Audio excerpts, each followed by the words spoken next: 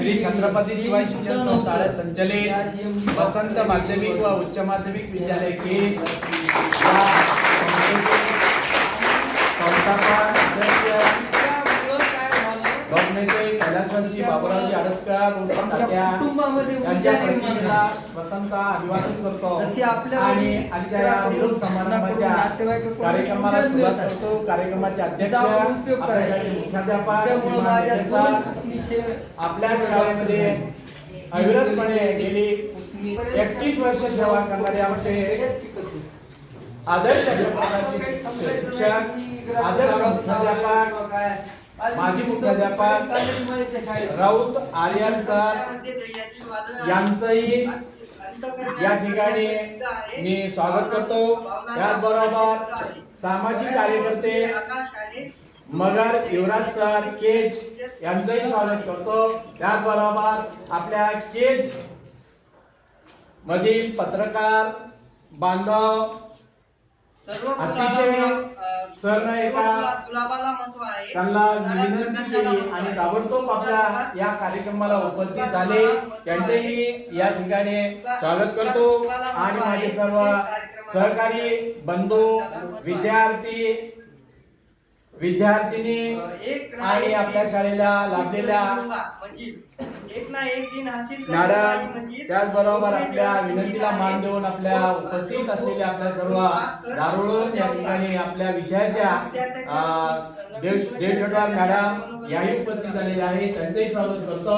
आणि आज या निरोप समारंभाच्या कार्यक्रमामध्ये आपण खूप मोठ्या प्रमाणामध्ये या ठिकाणी आनंद दिलेला आहे, आनंद देत आलेला आहात, तुम्ही तुमचं काम करत आलेला आहात। त्याचबरोबर आज तुम्हाला या ठिकाणी आपल्या शाळेमध्ये तुम्हाला शाळा बाहेर परीक्षा द्यायची मार्च 2025 ची, यासाठी तुम्हाला पूर्णपणे आतापर्यंत अभ्यास करून तुमची भरपूर अशा प्रकारची तयारी करून शाळेत घेतलेली आहे, सर्व शिक्षक वर्गाने घेतलेली आहे। तुम्हाला दिलेली ज्ञानाची शिदोरी आपण आपल्या मार्च 25 या परीक्षेमध्ये अतिशय गुणानुक्रमे आपण उत्तर पत्रिका सोडून आपण आपला पहिला क्रमांक या परीक्षेमध्ये, दुसरा क्रमांक, आपल्या शाळेचं नाव, आपल्या आईवडिलांचं नाव आणि आपल्या सर्व गुरुजन वर्गाचं नाव मोठा कराल एवढी आपल्या सर्वांना शुभेच्छा देतो आणि या ठिकाणी मी थांबतो। जय हिंद, जय भारत। आवश्यकता भासणार नाही, त्यासाठी थोडीशी म्हणजे तयारी करून जायची आपल्याला, म्हणजे त्या विषयाचं काय जे शिकवलेलं आहे, काय आहे तयारी, त्याची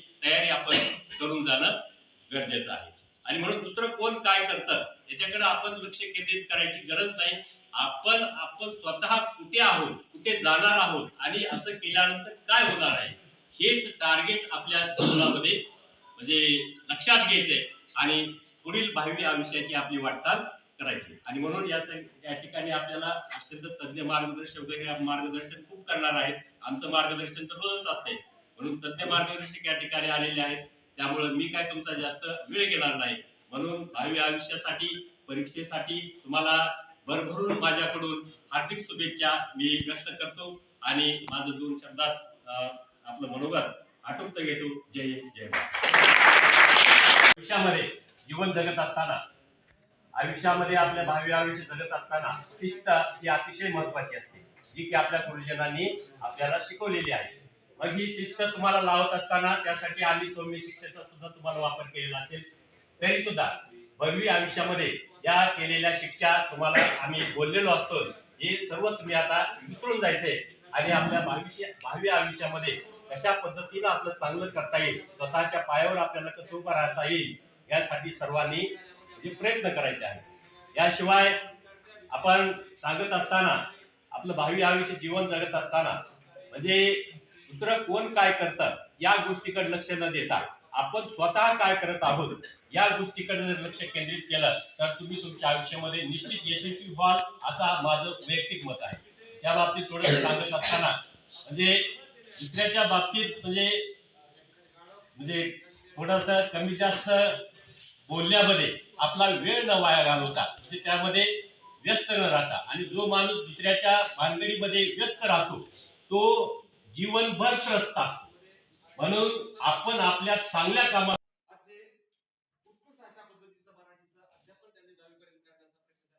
परीक्षेला जात असताना या गोष्टी तुम्हाला सांगायची काय आवश्यकता नाही, परंतु तरी सुद्धा आता एक शेवटचा क्षण आहे म्हणून सांगतो, जात असताना हॉल तिकीट वगैरे व्यवस्थित घेऊन जायचं आणि सर्व प्रश्नाची उत्तरं प्रत्येक पेपर सर्व प्रश्नाची उत्तरं आपण सोडवायची. बाकीच्या भानगडीत जास्त पडायची गरज नाही.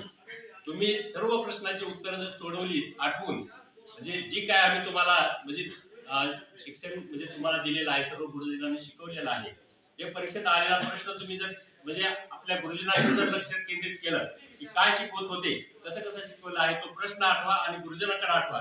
बरोबर तुम्हाला त्या प्रश्नाचं उत्तर लिहिता येणार. फक्त तेवढं तारतम्य त्या ठिकाणी जर ठेवलं तर तुम्ही स्वतःहून प्रश्न लिहिणार. इकडं तिकडं बघायची सुद्धा तुम्हाला आवश्यकता भासणार नाही. त्यासाठी थोडीसं म्हणजे तयारी करून जायची आपल्याला. म्हणजे त्या विषयाचं काय जे शिकवलेलं आहे, काय आहे तयारी, त्याची तयारी आपण करून जाणं गरजेचं आहे. आणि म्हणून दुसरं कोण काय करतं याच्याकडे आपण लक्ष केंद्रित करायची गरज नाही. आपण स्वतः कुठे आहोत, कुठे जाणार आहोत आणि असं केल्यानंतर काय होणार आहे, हेच टार्गेट आपल्या जीवनामध्ये म्हणजे लक्षात घ्यायचंय आणि पुढील भावी आयुष्याची आपली वाटचाल करायची. आणि म्हणून या ठिकाणी आपल्याला अत्यंत तज्ञ मार्गदर्शक वगैरे मार्गदर्शन खूप करणार आहेत. आमचं मार्गदर्शन तर रोजच असते, म्हणून तज्ञ मार्गदर्शक या ठिकाणी आलेले आहेत. त्यामुळे मी काय तुमचा जास्त वेळ घेणार नाही.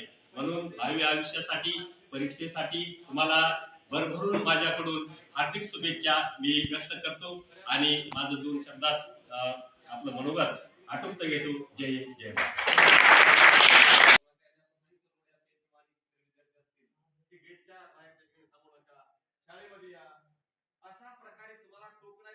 लक्ष द्या थोडं पटकन लवकर.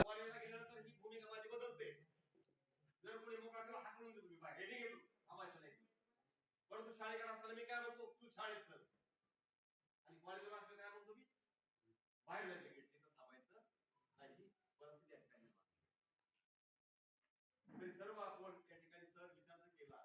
ग्रामीण भागातील या ठिकाणी विद्यार्थी आहेत आणि लोकनेते आदरणीय बाबाजी आळसकर तात्या यांनी आपल्या सर्वांसाठी तळागाळातील विद्यार्थ्यांना शिक्षण या ठिकाणी त्यांना मिळावं यासाठी दूर दराज ग्रामीण भागापर्यंत या ठिकाणी शिक्षणाची या ठिकाणी गंगा त्यांनी नेण्याचं कार्य केलं आणि प्रत्येक विद्यार्थी असेल विद्यार्थिनी असेल त्यांना याच परिसरामध्ये त्यांना शिक्षण घेता यावं यासाठी अशा पद्धतीचा अनोखा कार्यक्रम सर्व समाजासाठी उपयुक्त अशा पद्धतीने शिक्षणाची गंगा त्यांनी आपल्यापर्यंत पोहोचण्याचं कार्य केलं. त्याच्या पुढे जाऊन या संस्थेचे सचिव आदरणीय आळसकर साहेब यांनी सुद्धा त्याचा विस्तार करण्याचं कार्य या ठिकाणी आपल्या समोर केलं.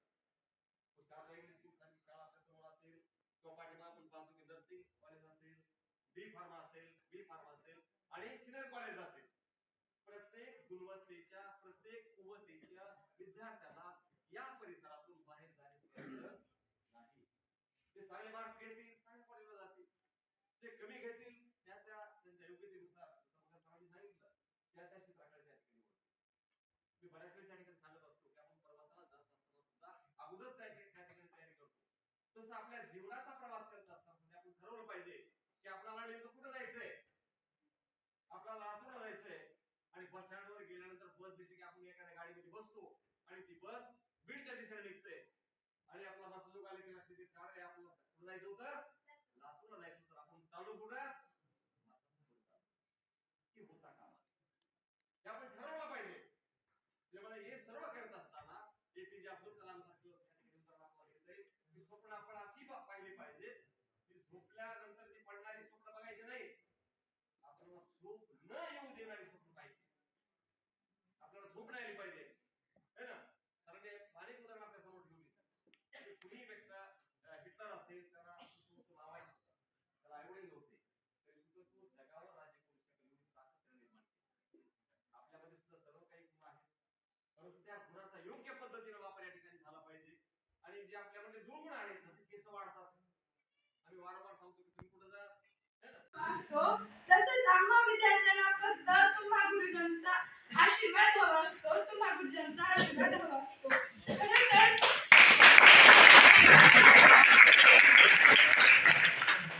खरं तर आम्हाला प्रेरित करण्यासाठी कधीच कुणाच्या व्याख्यानाची किंवा भाषणाची गरज नाही भासली. कारण आम्हाला प्रेरणेचे स्रोत म्हणजे आमचे शिक्षक, एकमेव स्रोत म्हणजे आमचे शिक्षक. आम्हाला विद्यार्थी नाही तर त्यांचे दैवत म्हणून शिकवल आणि सर्वात महत्त्वाचे आम्ही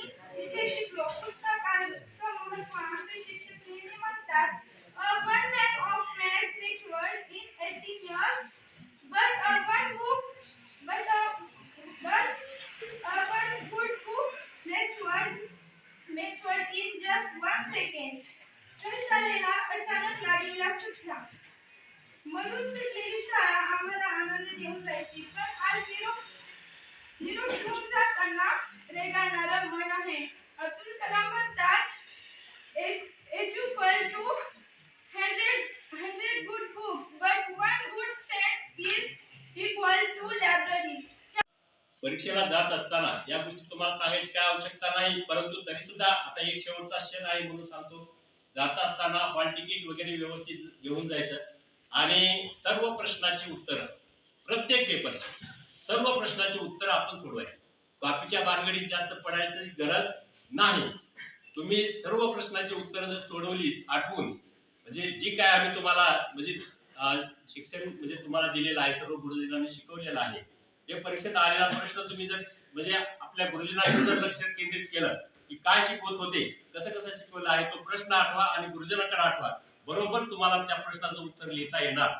फक्त तेवढं तारतम्य त्या ठिकाणी जर ठेवलं तर तुम्ही स्वतःहून प्रश्न लिहिणार. इकडं तिकडं बघायची सुद्धा तुम्हाला आवश्यकता भासणार नाही. त्यासाठी थोडीसं म्हणजे तयारी करून जायची आपल्याला. म्हणजे त्या विषयाचं काय जे शिकवलेलं आहे, काय आहे तयारी, त्याची तयारी आपण करून जाणं गरजेचं आहे. आणि म्हणून दुसरं कोण काय करतं याच्याकडे आपण लक्ष केंद्रित करायची गरज नाही. आपण स्वतः कुठे आहोत, कुठे जाणार आहोत आणि असं केल्यानंतर काय होणार आहे, हेच टार्गेट आपल्या जीवनामध्ये म्हणजे लक्षात घ्यायचंय आणि पुढील भावी आयुष्याची आपली वाटचाल करायची. आणि म्हणून या ठिकाणी आपल्याला अत्यंत तज्ञ मार्गदर्शक वगैरे मार्गदर्शन खूप करणार आहेत. आमचं मार्गदर्शन तर रोजच असते, म्हणून तज्ञ मार्गदर्शक या ठिकाणी आलेले आहेत. त्यामुळे मी काय तुमचा जास्त वेळ घेणार नाही. म्हणून भावी आयुष्यासाठी परीक्षेसाठी तुम्हाला भरभरून माझ्याकडून हार्दिक शुभेच्छा मी व्यक्त करतो आणि माझं 2 शब्दात आपलं मनोगत आटोपत घेतो. जय हिंद, जय भारत.